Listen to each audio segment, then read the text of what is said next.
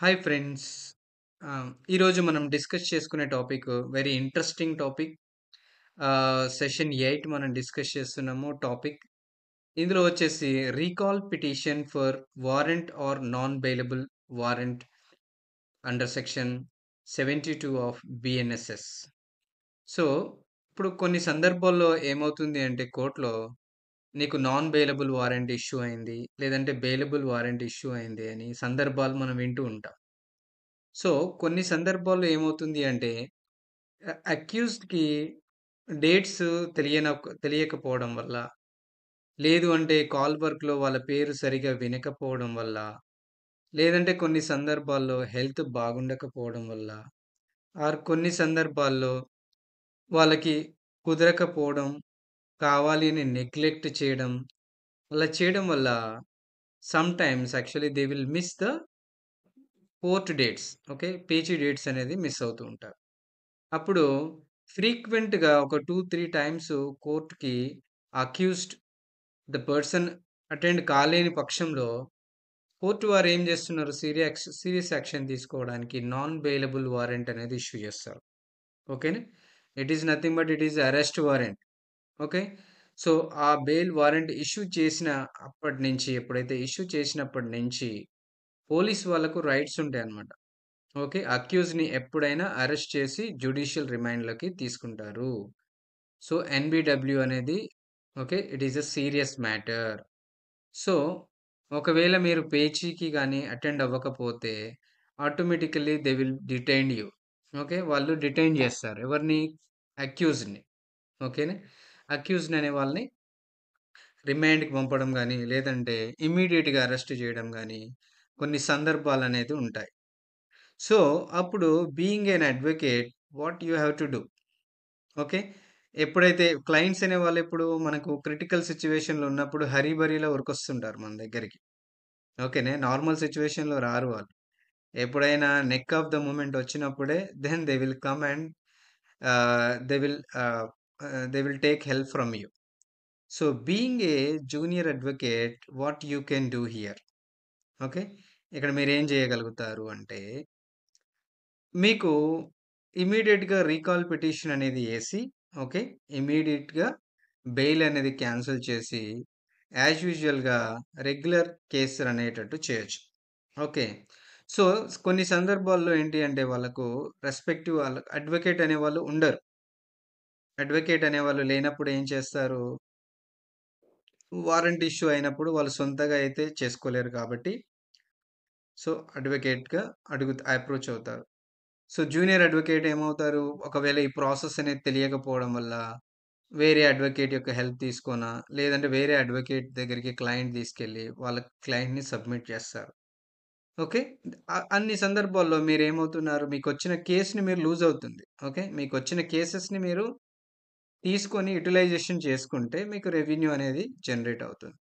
So, ఈరోజు మనం discuss చేసుకునే టాపిక్ ఏంటి అంటే, how to recall non bailable warrant or summons cases. Okay. ఎలా మనం రీకాల్ చేయాలనేది చూద్దాం. సో, ఇక్కడ మెయిన్ పాయింట్ వచ్చేసి చూసారనుకోండి. వాట్ ఈస్ రీకాల్ పిటిషన్ అంటున్నాం.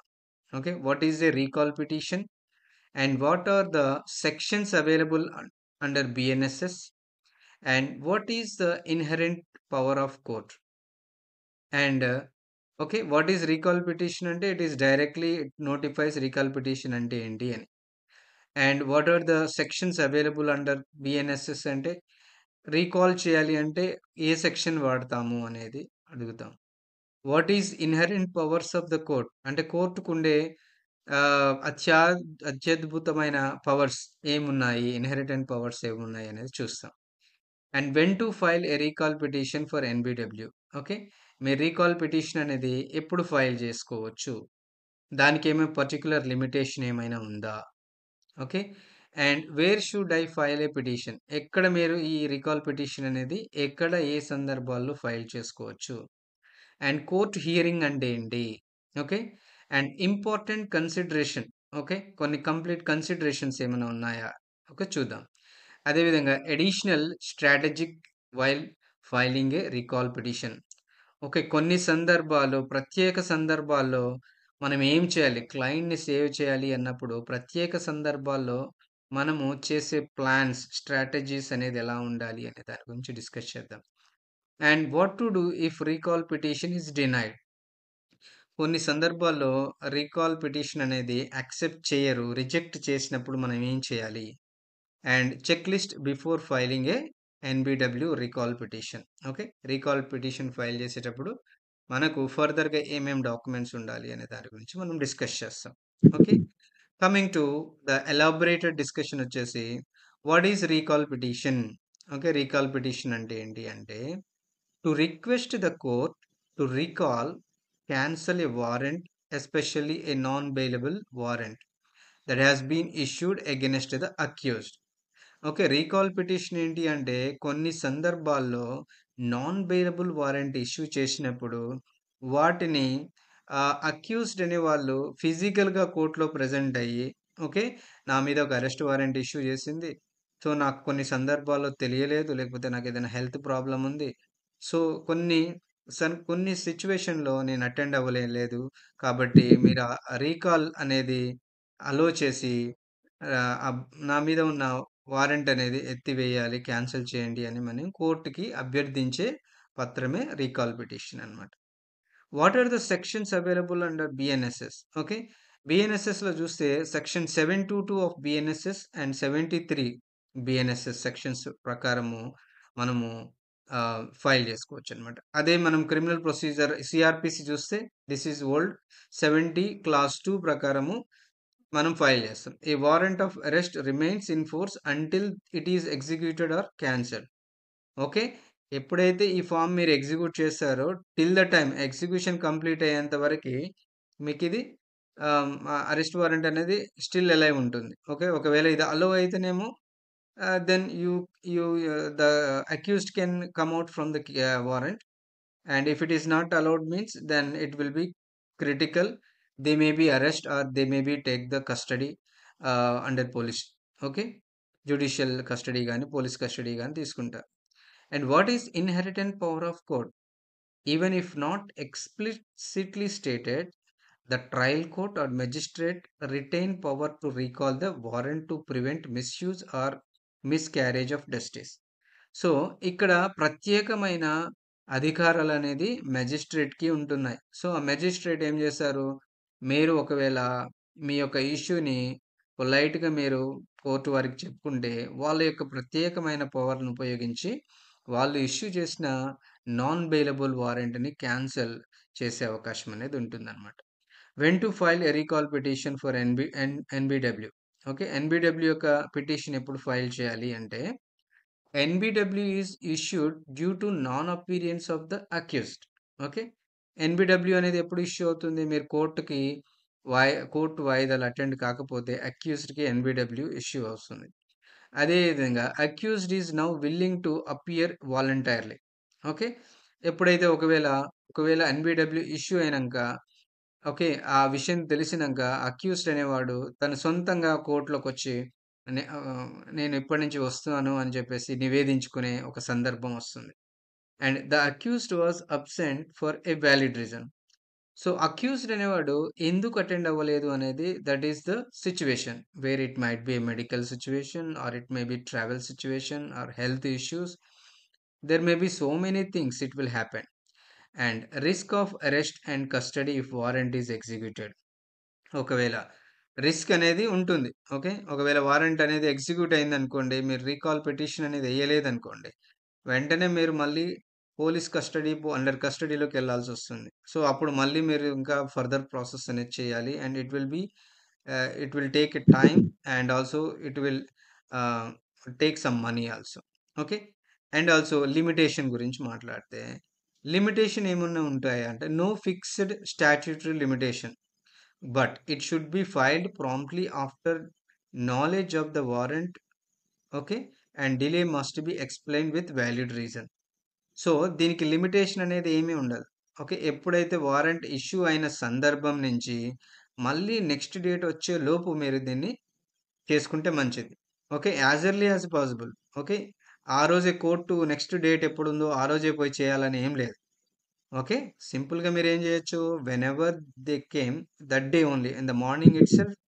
ఓకే. ఆర్ ఒకవేళ మీరు ఆ డేట్ మిస్ అయ్యారనుకోండి, ఆఫ్టర్‌నూనే వచ్చి చేపించుకోవచ్చు. ఆ రోజే వచ్చి చేపించుకోవచ్చు. ఓకే. ఆ రోజు సంథింగ్ మేము మాకు వినపడలేదా? లేకపోతే సంథింగ్ వేరే కోర్ట్‌లో ఉన్నారా? Okay. There might be some reasons. ఒకవేళ కోర్ట్ డిలే అవ్వడము, ట్రాఫిక్‌లో డిలే అవ్వడము, బస్‌లో డిలే అవ్వడము, ఓకే. ట్రాన్స్‌పోర్ట్ ప్రాబ్లమ్ అవ్వడము. Some specific reason, valid reason అనేది ఖచ్చితంగా ఉంటుంది. Otherwise okay. Ah, okay. Otherwise any one person will attend the court. Okay. So, in that cases you promptly tell that before. Okay. It can be applied anytime. Okay. When the warrant got issued till the time. Okay. From that time to you can execute that. And where should I file the petition? ఎక్కడ file చేస్తారు? Okay. Session కోర్ట్‌లో file చేయాలా? మెజిస్ట్రేట్‌లో పని చేయాలా? Mobile కోర్ట్‌లో పని చేయాలా? First class ఎక్కడైతే మీకు warrant issue అయిందో అదే కోర్ట్‌లో మీరు ఫైల్ చేయాలి. అంతే గదా! For example first class magistrate కోర్ట్‌లో మీకు వారెంట్ ఇష్యూ అయింది. ఎన్‌బిడబ్ల్యూ వారెంట్ ఇష్యూ అయింది.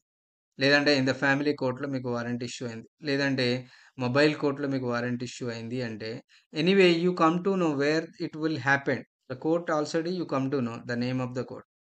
Whichever the court issued that non bailable warrant, in the same court you have to apply. ఓకేనా? ఓకేనా? సో, అదే కోర్ట్‌లో మీరు పిటిషన్ అనేది ఫైల్ జేసుకోవచ్చు. And court hearing. Okay. The court may cancel, recall the NBW. Court hearing అంటే మీరు apply చేయగానే court వాళ్ళు పిలుస్తారు మిమ్మల్ని. పిలిచిన తర్వాత మీరు ఆహ్, ఏం జేయాలి? ఒకవేళ క్యాన్సెల్ చేయొచ్చు. Okay. So, first of all ఎలా అప్లై చేయాలి అంటే ఒక ప్రొసీజర్ చూసామనుకోండి. How to file. ఫైల్ జేయడానికి మీరేం చేయాలి? First of all recall petition అనే ఫార్మ్ డైరెక్ట్‌లీ మీ కోర్ట్ ప్రిమిసెస్‌లో జిరాక్స్ షాప్‌లో దొరుకుతుంది. Okay. If it is a single person or within a week లోపల ఇంతకుముందు ఎప్పుడు కూడా ఇలాంటి సందర్భాలు రాలేదు. వారంట్ ఇష్యూ అవ్వలేదు. ఫస్ట్ టైమ్ వారంట్ ఇష్యూ అయింది అనుకోండి. ఇప్పుడు సింపుల్ ఫార్మ్ మీరు ఎగ్జిక్యూట్ చేయొచ్చు. ఓకేనా? సింపుల్‌గా మీరేం చేయాలి? మన పక్కన ఉన్న ఏదైనా జిరాక్స్ షాప్ గాని, లేకపోతే కోర్ట్ ప్రిమిసెస్‌లో ఉన్న జిరాక్స్ షాప్‌లోకెళ్ళి ఓకే. ఎర్లియర్ ఏందంటే 70 క్లాస్ 2 అడిగేవాళ్ళం. బట్ నౌ బిఎన్ఎస్ఎస్ వచ్చింది గదా! క్రిమినల్ ప్రొసీజర్ మొత్తం మర్చిపోవాలి. ఎందుకంటే క్రిమినల్ ప్రొసీజర్ కోడ్స్ ఉండవు. So, new acts came existence. So you have to take a form for 72 BNS application form. Okay. 72 of BNSS application form తీసుకుంటే మనకి అది వకాలత్ ఫామ్ లాగానే ఉంటుంది. ఓకేనా? ముందల ఒక డాకెట్ ఉంటుంది. అండ్ బ్యాక్ ఒక అగ్రీమెంట్ ఉంటుంది. ఆర్ ఒక స్టేట్మెంట్ ఉంటుంది. Okay. I will show that you. So, దాన్నేం చేయాలి అంటే ఫస్ట్ ఆఫ్ ఆల్ మీరు మొత్తం ఫార్మ్ ఫిలప్ చేయాలి. ఓకే. ఫిలప్ చేసే ప్రొసీజర్ గూడా మనం డిస్కషన్ చేద్దాం. డిస్కస్ చేసిన తర్వాత నెక్స్ట్ ఏం చేయాలి అంటే బీయింగ్ ఎన్ అడ్వకేట్ ఆ అప్లికేషన్ ఫార్మ్‌ని తీసుకెళ్ళి మన ఏ ఏ కోర్ట్‌లో అయితే ఉందో ఆ బెంచ్ క్లర్క్‌కి ఇవ్వండి. ఎందుకంటే ఫస్ట్ బెంచ్ క్లర్క్‌కి ఇవ్వగానే ఆ బెంచ్ క్లర్క్ దాన్ని వెరిఫై చేసి మేజిస్ట్రేట్ గారికిస్తారు. వాళ్ళేందంటే పుటప్ చేస్తారు. కేస్‌కి పుటప్ అని దాని మీద సిగ్నేచర్ పెడతారనమాట. పుటప్ చేసి సిగ్నేచర్ చేసిన తర్వాత నెక్స్ట్ వాళ్ళేం జేస్తారు? ఆ అప్లికేషన్‌ని సెక్షన్ ఆఫీస్‌కి పంపిస్తారు. ఓకేనా? సెక్షన్ ఆఫీస్‌కి పంపిస్తే, ఆ సెక్షన్ ఆఫీస్ వాళ్ళు ఓకే. ఐదర్ వాళ్ళైనా పంపియచ్చు. If you have immediate then మీరే అతని దగ్గర పుటప్ అవ్వగానే ఓకే. ఆ అప్లికేషన్ ఫార్మ్ తీసుకొని ఓకే. ఆ ఫార్మ్ తీసుకొని డైరెక్ట్‌గా section office okay. Concerned section ఆఫీస్‌లోకెళ్ళి అక్కడ ఫస్ట్ మీరు అప్లికేషన్ ఫార్మ్ వాళ్ళకి చూపియగానే దాని మీద సిగ్నేచర్ పెట్టేసి అటెస్టేషన్ చేస్తారు. నెక్స్ట్ ఫైలింగ్ సెక్షన్‌కెళ్తుందనమాట. ఓకే. సెక్షన్ ఆఫీస్ వాళ్ళు దాని మీద అటెస్టేషన్ చేస్తారు. చేసిన తర్వాత ఫైలింగ్ సెక్షన్‌లోకెళ్తుంది. ఓకే. వాళ్ళైనా పంపొచ్చు. Either advocate also have the provision to ఆహ్, గో టు ద ఆహ్, సెక్షన్ ఆఫీస్. సో, అక్కడ ఫైలింగ్ సెక్షన్‌లోకెళ్ళి అక్కడ ఫైలింగ్‌లో సూపరింటెండెంట్ ఆఫీసర్ ఉంటారు. అక్కడ కన్సర్న్ పర్సన్ ఉంటారు. వాళ్ళకి మీరు ఆ ఫార్మ్ అప్లికేషన్ ఇవ్వగానే what they will do they will ah, based on the case number వాళ్ళు ఫైల్ అనేది తీసుకుంటారనమాట. ఫైల్ ఎక్కడ ఉందా అని వెరిఫై చేసి, ఆ ఫైల్‌ని సెక్షన్ ఆఫీస్ నుంచి మళ్ళీ బెంచ్ క్లర్క్‌కి వాళ్ళే తీసుకొచ్చి ఇచ్చేస్తారు. Okay. Your work is done. ఏం చేస్తున్నారు మీరు first of all application form నింపేసేసి, సిగ్నేచర్ పెట్టిచ్చేసి అక్యూజ్డ్ తోటి, అదేవిధంగా మీరు కూడా అటెస్టేషన్ చేసి, బెంచ్ దగ్గరికెళ్ళి put up okay. Check in, put up చేయించాలి. జస్ట్ బెంచ్ క్లర్క్ దగ్గరికెళ్ళి అప్లికేషన్ ఇవ్వండి. ఇవ్వగానే మెజిస్ట్రేట్ గారు ఆ అప్లికేషన్‌ని చెక్ ఇన్, పుటప్ చేస్తారు. ఓకే. దాన్ని వాళ్ళు కొద్ది టైం తీసుకొని ఆహ్, బెంచ్ క్లర్క్ వాళ్ళే పంపిస్తారు. If you have an immediate option then ah, take that form and go to section ఆఫీస్‌కెళ్ళి అటెస్టేషన్ చేసి ఫైలింగ్ సెక్షన్‌లో ఇవ్వగానే వాళ్ళేం చేస్తారు, కన్సర్న్డ్ ఫైల్‌ని కొంత టైం తీసుకొని అక్కడికి బెంచ్ మీద పంపిస్తారు. బెంచ్ మీద పంపించిన తర్వాత అగైన్ కాల్ వర్క్ అనేది స్టార్ట్ అవుతుంది. మళ్ళీ కాల్ పెట్టి మీ పేరు పెట్టి పిలుస్తారు. సో అండ్ సో పార్టీ ఎవరో ఆ పార్టీ నేమ్‌తో పిలుస్తారు. ఐదర్ అడ్వకేట్ నేమ్ పెట్టి పిలుస్తారు కాల్ వర్క్‌లో. పిలవగానే అప్పుడు మీరేం చేయాల్సొస్తది? You have to go there and you have to tell the issue why he not attended the court. So మీరొక ఆర్గ్యుమెంట్ కోర్ట్ హియరింగ్ అంటాం. కోర్ట్ వింటుంది మీరు చెప్పే మాట. ఓకే. అందులో ఏదైతే రీజన్ ఉందో ఆ రీజన్ మెన్షన్ చేయండి. సరిపోతుంది. Okay. Due to that is not attended. So further hearings he will attend. Okay. అని కన్సర్న్ చెప్పగానే వాళ్ళేం జేస్తారు, ఓకే. నెక్స్ట్ టైమ్ అటెండ్ అవ్వాలి అని వాళ్ళకొక నోటిఫై చేసి, ఫర్దర్ నెక్స్ట్ డేట్‌లో ఆ బెయిల్‌ని రీకాల్ చేస్తున్నాం. నాన్ బెయిలబుల్ వారెంట్‌ని క్యాన్సెల్ ఆర్ రీకాల్ చేస్తున్నట్టు దాంట్లో అప్డేట్ అయిపోతుంది. సో, పోలీస్ వాళ్ళకి గూడా ఇన్ఫర్మేషన్ ఎళ్ళిపోతుంది. సో, వాళ్ళు మిమ్మల్ని ఎక్కడ గూడా అరెస్ట్ చేయకుండా ఉంటుందన్నమాట. Okay. That is the simple. So, it is a one day process. Okay. And being a junior advocate you can earn money from here. Okay. So, ఇక్కడేంటి అంటే ఫస్ట్ ఆఫ్ ఆల్ మీరేం చేయాలంటే if advocate is not available, if the advocate అనేవారు లేరు అనుకోండి, then you need to put memo of appearance along with it. Memo of appearance అనేది పెట్టాలి. ఒకవేళ అడ్వకేట్ వాళ్ళు ఆల్రెడీ ఆన్ బెంచ్ ఉన్నారు అన్నప్పుడు ah, okay. Being a junior advocate or advocate you have to take no objections from them. వాళ్ళ దగ్గర నుంచి no objection letter తీసుకోవాలి. ఒకవేళ అడ్వకేట్ అనేవారు అవైలబుల్ లేరు. ఓకే. వాళ్ళొచ్చే సందర్భాలు లేదు అనుకోండి. వాళ్ళు ఫోన్ చేసినా వాళ్ళు కాంటాక్ట్‌లో లేరు. వాళ్ళకి ఇవి ఇన్ఫర్మేషన్ ఇచ్చిన వాళ్ళు కాంటాక్ట్‌లో లేరు. But this is a critical situation. Okay. On that case ఏం చేయాలి అంటే ఒకటి అడ్వకేట్ చేంజ్ అనే ఒక అప్లికేషన్ ఫార్మ్ ఉంటుంది. అడ్వకేట్ చేంజ్ అనే అప్లికేషన్ ఫార్మ్‌లో అప్పుడు వారు ఒక అఫిడవిట్ అనేది ఇస్తారు. ఓకే. దానికొక సెపరేట్ క్లాస్ చేస్తాను. బట్ ఒక నాలెడ్జ్ కోసం చెప్తున్నాను. ఓకే. చేంజింగ్ అడ్వకేట్ అనే ఒక అప్లికేషన్ ఫార్మ్ ఫిల్ చేసి, దాంట్లో ఒక అఫిడవిట్ అనేది కన్సర్న్ అక్యూజ్డ్ గాని, ప్లెయిన్ పార్టీ అందులో మీ పేరు, ఈ అడ్వకేట్ అవైలబుల్ లేరు. సో, నేను ఇంకొక అడ్వకేట్‌ని ఎంగేజ్ చేస్తున్నాను. అలో చేయండి అని చెప్పేసి ఇంకొక అడ్వకేట్ చేంజ్ ప్రొఫార్మా అనేది ఫిల్ చేసి ఇస్తాం. Okay. Along with affidavit of the accused or petitioner. Okay. Or respondent ఎవరైనా సరే. ఓకే. అది ఒక వన్ ప్రొసీజర్. ఒకవేళ అడ్వకేట్ గారు అవైలబుల్ లేరు.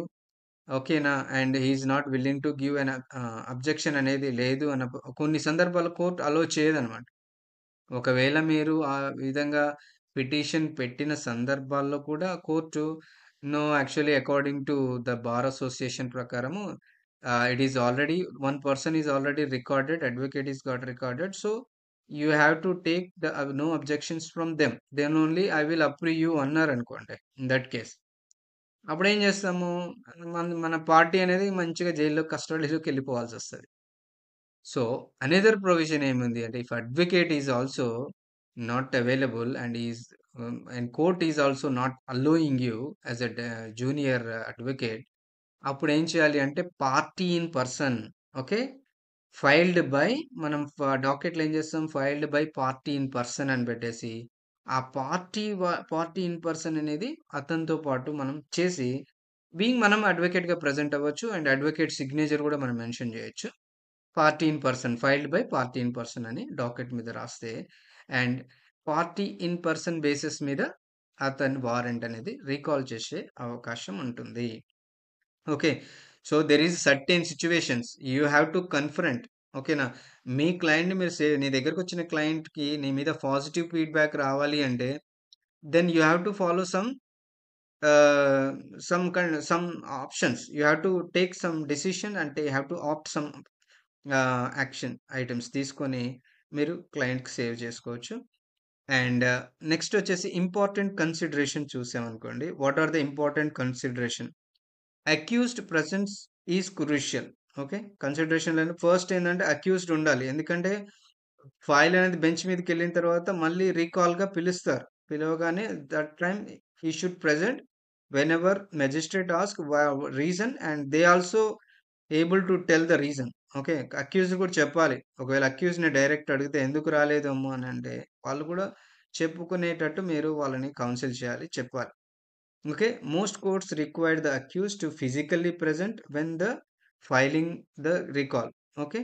And court has discretion. The court may cancel the NBW, okay, convert into bailable warrant. Okay. ఒకవేళ court అనేది cancel చేశారు అనుకోండి, దాన్ని బెయిలబుల్ వారెంట్ లాగా మీరు అప్లికేషన్ పెట్టుకోవాల్సి వస్తుంది. Okay. Grant bail with the conditions. And also repeated absence may lead to strict action or refusal to call. Okay. కంటిన్యూషన్‌గా మీరు ఒకవేళ అక్యూజ్డ్ గాని అటెండ్ అవ్వకుండా ఉంది అనుకోండి, నాన్ బెయిలబుల్ వారెంట్ అనేది ఇష్యూ చేస్తారు. ఇమ్మీడియేట్‌గా ఇష్యూ చేస్తారు. ఓకే. ఇష్యూ చేస్తే additional strategy while filing recall petition. Okay. దానికి కూడా మీరు రెడీగా ఉండాలి. ఎందుకంటే all the time they will not allow. Okay. Sometimes it may happen they may rejected. Okay. In that case also you have to be ready. Okay. ఏం చేయాలి to do favour of your client. So, show bona fide. For example additional strategies వస్తే first నార్మల్‌గా ఏం చేస్తున్నాము, ఉట్టి application మాత్రమే పెట్టాము. There is a reason he got some medical fever or thyroid something, typhoid or some reason ఏదో ఒకటి మీరు మెన్షన్ చేస్తారు. But they are not allowing. Like 2, 3 times అనుకోండి. If this happen, 1 page or missed, second page missed, 3 times page miss అయ్యాడు. But even not arrested. అప్పుడేం చేయాలి? Okay. First one time within 1 week అనుకోండి. Okay. The normal reason will be validated. But if you have taken longer time, okay. 2, 3 pages అయ్యాయి. అయినా గాని మీరు రాట్లేదు అన్నప్పుడు you have to bona fide. Okay.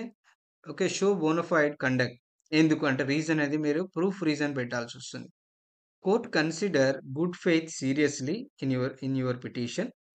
Express regret for non-appearance. Explain a valid reason. Illness, unavailable personal emergency, lack of notice. Okay, show that accused is now ready and willing to cooperate fully. So మీరు reason ఏం పెడతాం? Illness గాని, అనవైలబిలిటీ గాని, ఎమర్జెన్సీలో ఎక్కడ travel ఎళ్ళాము, లేదంటే నాకు నోటీస్ అందలేదు, నాకు ఇన్ఫర్మేషన్ రాలేదని చెప్తారు. సో కొన్ని సందర్భాల్లో ఏందంటే support with medical or official document if applicable. Okay. ఒక మెడికల్ డాక్యుమెంట్స్ కానీ, if the absence was due to illness or hospitalisation, attach medical certificate, doctor letters, admission, discharge summaries. If it was due to travel or official reasons, attach boarding passes, work orders, communicating logs. Okay, whatever the things happened, okay, due because of your absence, okay. అవి మీకు original documents ఏదైతే మీరు along with అప్లికేషన్‌తో పాటు produce చేశారు అనుకోండి. And you are conveying the magistrate, you are conveying like that there something happened. Okay. Due to that you not came. Okay. అప్పుడు మీరు అప్పుడు అలో చేసే అవకాశం ఉంటుంది. మీరు ఎవిడెన్స్ అనేది ప్రాపర్‌గా ప్రొడ్యూస్ చేస్తే అప్లికేషన్‌తో పాటు. ఓకే. ఇఫ్ ఈ సీవియారిటీ ఉన్నప్పుడు. ఓకే. 1 టైమ్ కాకుండా 2 టైమ్స్, 2 డేట్స్ మిస్ అయ్యి, 3 డేట్స్ మిస్ అయినప్పుడు వాలిడ్ రీజన్ అనేది మెన్షన్ చేయాలి. Okay. Mention undertaking for future appearances. Okay. In the petition or verbally before the court. Assure strict compliance with the future court dates. Offer to furnish bail, bond or surety if required. So, మీరు స్ట్రిక్ట్‌గా ఏంది అంటే, next time ఇలా వాయిదాలు miss అవ్వము అనేది మీరు స్ట్రిక్ట్‌గా అందులో ఇంక్లూడ్ చేయాల్సొస్తుంది. లేదు అంటే, ఒకవేళ అరెస్ట్ వారెంట్ అయ్యింది అనుకోండి, వెంటనే మీరేం చేయాలి, సెక్యూరిటీ బాండ్స్ గాని, ఫర్నిషింగ్ సమ్ బెయిల్ బాండ్స్ గాని, షూరిటీ బాండ్స్ ప్రెజెంట్ చేయాల్సుంటుంది. ఓకే. కాబట్టి జాగ్రత్తగా నాన్ బెయిలబుల్ వారెంట్ ఇష్యూ కాగానే వెంటనే దాన్ని రివోక్ చేయండి. Okay. Offer to pay cost if needed. Okay, sometimes offering cost as a gesture of responsibility, 500 to 2000, help the court view matters sympathetically. కొన్నిసార్లు ఏమవుతుందంటే court వారు మీరు ప్రొవైడ్ చేసిన డాక్యుమెంట్స్ని కూడా యాక్సెప్ట్ చేయకుండా కొంత కాస్ట్ అనేది మీ మీద కాస్ట్ అనేది ఇచ్చేసి ఆ కాస్ట్ ప్రకారం అలో చేస్తారు. సో, అప్పుడు మీరు కాస్ట్ గూడా 5000 టు 2000 మేబీ డిపెండ్స్ ఆన్ ఆహ్, అడ్వ జే ఆహ్, మెజిస్ట్రేట్ గారు depends on they will give some cost. ఆ కాస్ట్ అనేది మీరు దాంట్లో కట్టేసారనుకోండి. కాస్ట్ కట్టేసి అమౌంట్ కట్టేస్తే కూడా మేము బెయిల్ అనేది చేసే అవకాశం ఉంటుంది. జనరల్‌గా what to do if I recall a petition is denied? ఒకవేళ పిటిషన్ డినైడ్ అయిపోయింది. రిజెక్ట్ అవ్వట్లేదు. మీరెన్ని ప్రొడ్యూస్ చేసినా రిజెక్ట్ అవ్వట్లేదు. ఏంటి? What is next? So, if the court refuses to recall the NBW, you can surrender before the court and seek bail immediately. వెంటనే అతన్ని surrender చేసి వెంటనే బెయిల్ ప్రాసెస్ రెడీ చేయండి. బెయిల్ అనేది approach a high court or session court. ఒకవేళ magistrate కోర్ట్‌లో కింద కోర్ట్‌లనుకోండి session కోర్ట్‌లో ఎళ్ళాల్సొస్తది. ఓకేనా? లేదు అని డిస్ట్రిక్ట్ కోర్ట్‌లోనే అనుకోండి. అప్పుడేం జేయాలి? ఆర్ ఫ్యామిలీ కోర్ట్‌లో అనుకోండి. డైరెక్ట్ మీరు హైకోర్ట్‌కి వెళ్ళాల్సొస్తుందనమాట.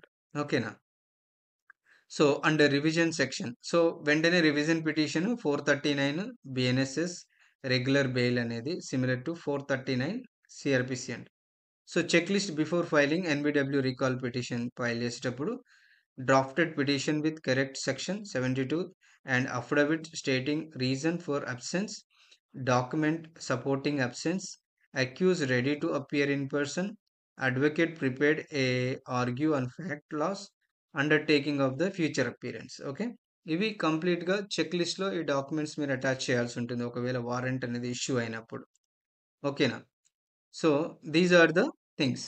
ఫస్ట్ ఆఫ్ ఆల్ మనము అసలు ఫామ్ ఎలా ఉంటుందో చూద్దాం. ఓకే, ఫస్ట్ యాక్చువల్‌గా నేను బ్లాంక్ పిటిషన్ ఎలా ఉంటుందో చూస్తున్నాను. This is a simple one. Okay. ఒకవేళ వితిన్ 1 వీక్‌లో ఒకవేళ నాన్ బెయిలబుల్ వారెంట్ ఇష్యూ అయింది. వితిన్ 1 వీక్‌లో అనగానే సింపుల్ రీకాల్ పిటిషన్ ఏస్తే సరిపోతుంది. So, it is for accused. Accused name ఎవరైతే ఓకే, వాళ్ళున్నారో వాళ్ళ అక్యూజ్డ్ నేమ్ అనేది మెన్షన్ చేస్తాం. 1 ఆర్ 2 పీపుల్. ఓకే. అదే విధంగా in the court of honourable at Nalgonda and ఆ కేస్ నంబర్ ప్రొవైడ్ చేస్తాం. And application filed on behalf of the accused under section 72 of BNSS for recall cancellation of NBW. Okay, ఇది ఒక subject ఉంటుంది docket మీద. And total ఎంతమందికి మీరు file చేస్తున్నారో, ఒకవేళ ఇండివిజువల్గా చేయొచ్చు, లేదంటే ఒకే దాంట్లో మల్టిపుల్ పర్సన్స్ నేమ్స్ కూడా అక్యూస్ నేమ్స్ కూడా ఇవ్వచ్చు. అండ్ ఏ డేట్ రోజు మీరు ఫైల్ చేస్తున్నారు అండ్ రెస్పెక్టివ్ అడ్వకేట్ డీటెయిల్స్ ఇక్కడ మెన్షన్ చేస్తాం. సో, ఇక్కడ next in the court of ఆ కోర్ట్ మెన్షన్ చేస్తాం. అదేవిధంగా in the matter of accused versus complaint under section 85 for example 498 గాని, 406 అలాంగ్ విత్ పీపుల్ ఏదైతే సెక్షన్ మీ మీద ధృవీకరించబడిందో ఆ సెక్షన్ నెంబర్ ఏస్తాం. Application under section 72 of BNSS for recall cancellation of NBW against the accused అని ఒక టైటిల్ ఇస్తాం. జస్ట్ ఇదే ఫార్మాట్. మీరు ఈ ఫార్మాట్ తీసుకొని, ఈ ఫార్మాట్‌లో మీరు ఓన్‌గా ఫిల్ చేసుకొని ఏసేయొచ్చు. ఓకే, రెడీగా ఉంచుకొని. సో, ఇక్కడ నేనేం పెట్టాను బ్లాంక్స్ పెట్టాను. ఓకే. ఇక్కడ accused named above respectfully submit as follows అని పెట్టేసి, the accused was unable to appear before the honourable court on the last date of hearing due to. Okay, ఎందుకు అటెండ్ కాలేదో ఈ డాష్‌లో అటెండ్ కాని రీజన్ అనేది ఇందులో మెన్షన్ చేయాల్సొస్తది. డ్యూ టు హెల్త్ ఇల్‌నెస్సా లేకపోతే టైఫాయిడా ఏదైతే ఉందో అది మెన్షన్ చేయాలి. That the accused could not inform his counsel about his absence. ఓకేనా? కొన్నిసార్లు ఏమవుతుందంటే నాన్ బెయిలబుల్ వారెంట్ అనేది ఒకవేళ అక్యూజ్డ్ అనేది రాలేదనుకోండి.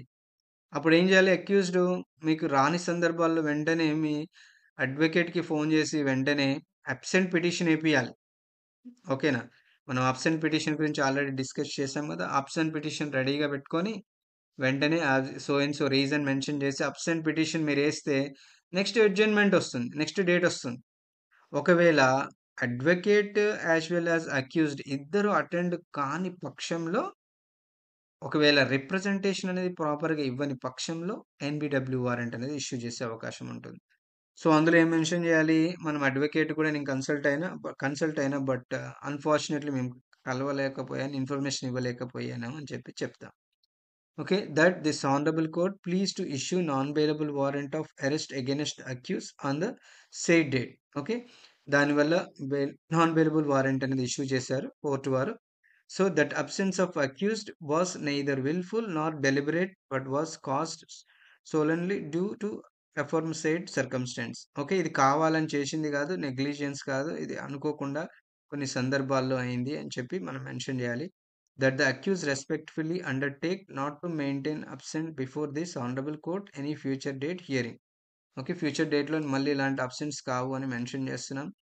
ఓకే. ప్రేయర్ గూడా పెట్టాలి. It is therefore most respectfully prayed honourable may please to recall, cancel warrant issued against okay. If the interest of justice అని పెట్టేసి ఇక్కడ అక్యూజ్డ్ యొక్క సిగ్నేచర్ పెట్టాలి. అవైలబుల్‌గా ఉంటే, లేదు అంటే అడ్వకేట్ గారు ఉంటే అడ్వకేట్ గారి యొక్క మోరేసేసిన సరిపోతుంది. ఓకే. అండ్ కొన్ని సందర్భాల్లో చూడండి. ఫిల్డ్ ఫార్మ్ గూడా చూపిస్తున్నాను. ఓకే. చింతా రాజేష్ అనేది ఒక రాండమ్ నంబరు. రాండమ్ పేరిది. ఎవరో మనకు తెలియదు. జస్ట్ రాండమ్ పేరు ఒకటి తీసుకున్నాం. జ్యుడిషియల్ మేజిస్ట్రేట్ ఏ కోర్ట్ అయితే ఆ కోర్ట్ పేరు ఇక్కడ మెన్షన్ చేయండి. ఆ కేస్ నంబరు, విధంగా ఆ డేట్ ఏ రోజైతే మీరు ఫైల్ చేస్తున్నారో, ఎవరైతే ఫైల్ చేస్తున్నారో అడ్వకేట్స్, అదేవిధంగా judicial magistrate first class and CC number and వాళ్ళ నేమ్ మెన్షన్ చేస్తాం. Reason what is the reason? Okay. He is offering his mother was admitted to Shri Ramachandra medical centre, Chennai due to a sudden cardiac issue. The accused her only son was required to be present to the attend her urgent need. Reason అనేది mention చేయాలి. Okay.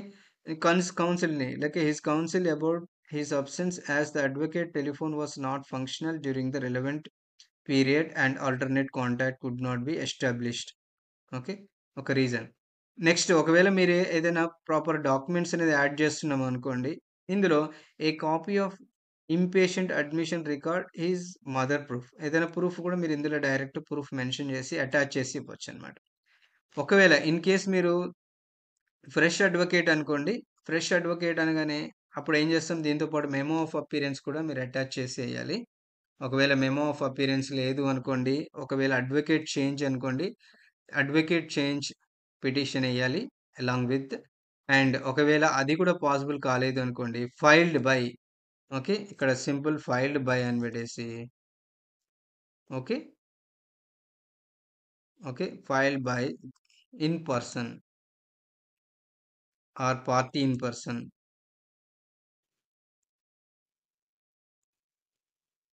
Party in person అని పెట్టేసారనుకోండి.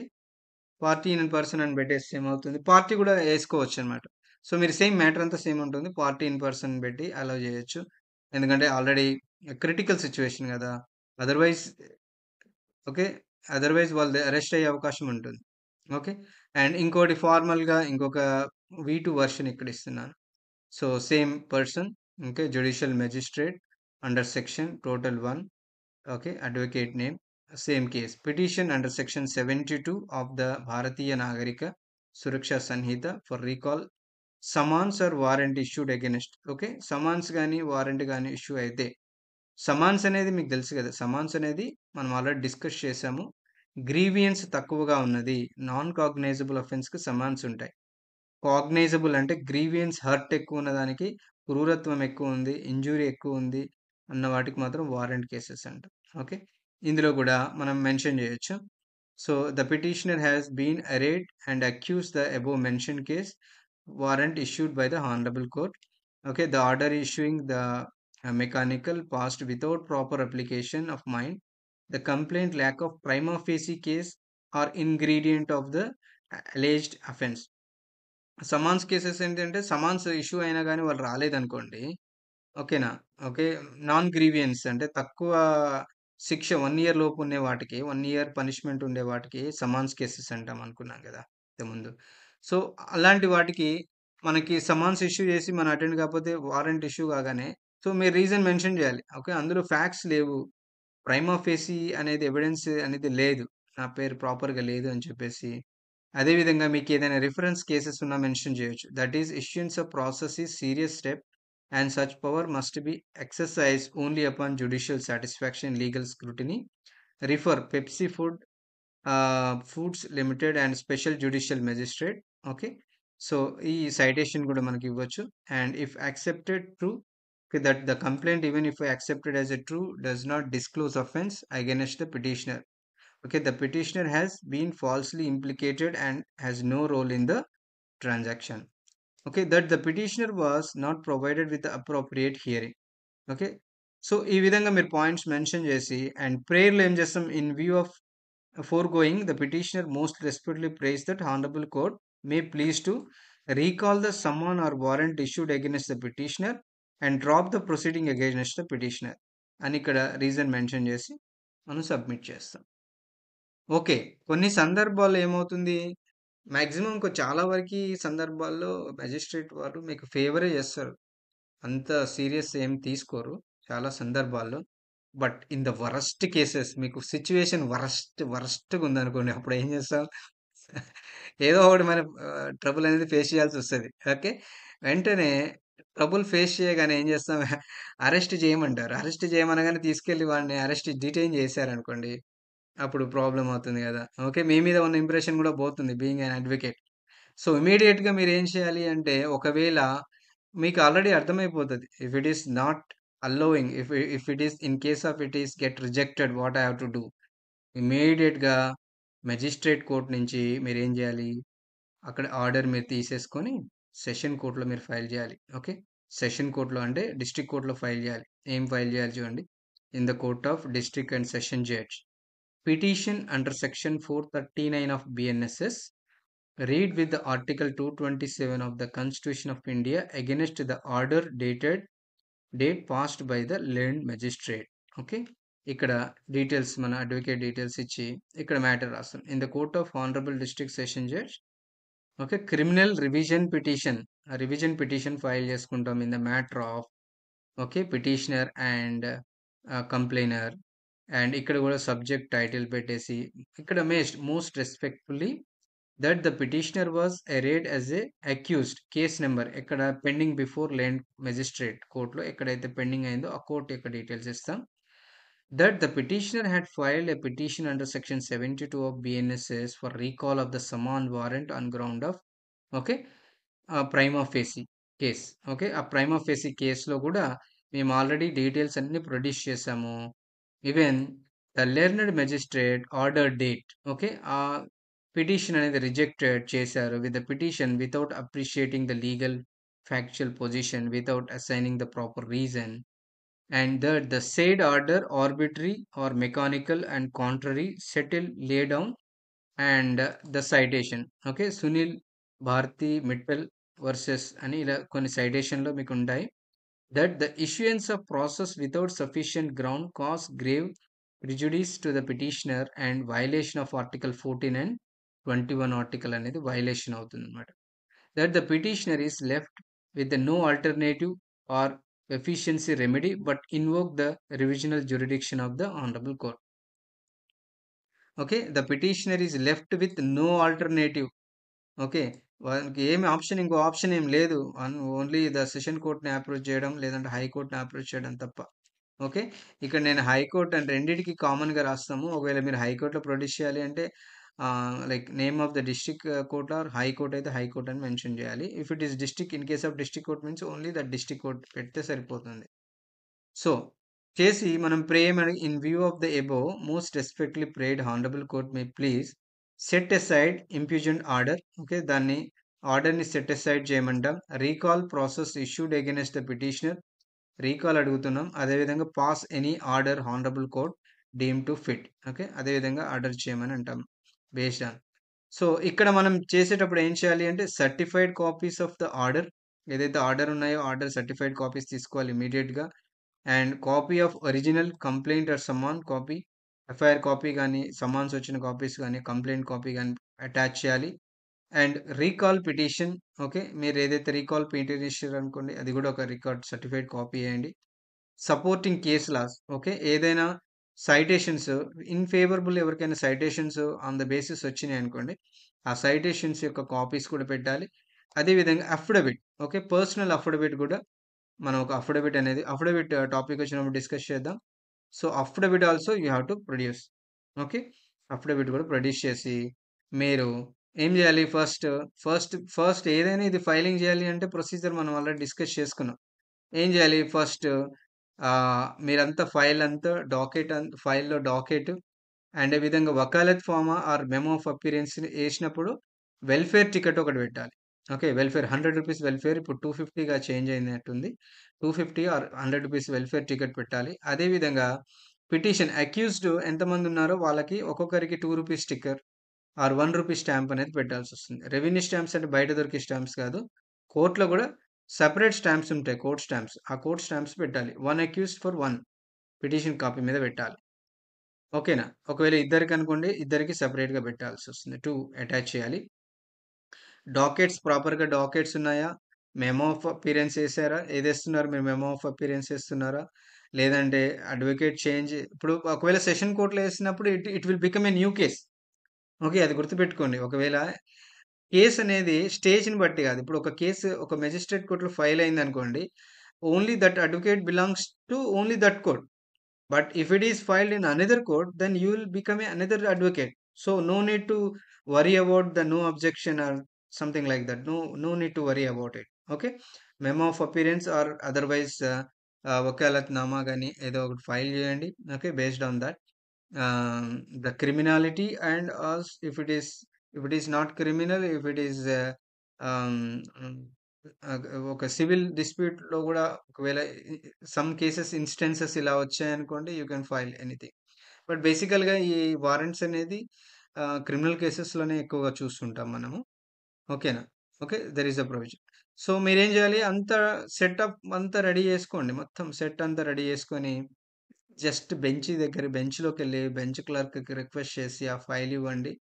వాళ్ళు magistrate గారికి are session judge గారికి ఇస్తారు. వాళ్ళు దాని మీద నోట్ చేయగానే వెంటనే సెక్షన్ ఆఫీస్‌కెళ్తుంది. సెక్షన్ ఆఫీస్‌కెళ్ళగానే దానికొక నంబరింగ్ అనేదొస్తుంది. ఒక నంబరొస్తుంది. ఆ నంబర్ రాగానే ఆ నంబరు మీకు మేబీ మీరు ఇమ్మీడియేట్ కావాలంటే ఇమ్మీడియేట్‌గా చేయొచ్చు. లేదు అంటే నెక్స్ట్ డేట్ గాని, ఫర్దర్ డేట్ గాని ఉంటది. ఆ డేట్ రోజు వెళ్ళండి. వెళ్ళిన తర్వాత ఆహ్, కోర్ట్‌లో మీ ఆర్గ్యుమెంట్ అనేది చెప్పండి. ఓకేనా? ఒకవేళ సరే సమ్ కేసెస్ ఏందంటే వెంటనే కస్టడీ తీసుకొని అరెస్ట్ చేసే అవకాశం ఉంటుంది. అది దాన్ని మాత్రం మీ యొక్క యాటిట్యూడ్‌కి వదిలేస్తున్నాను. Being an advocate I should not say.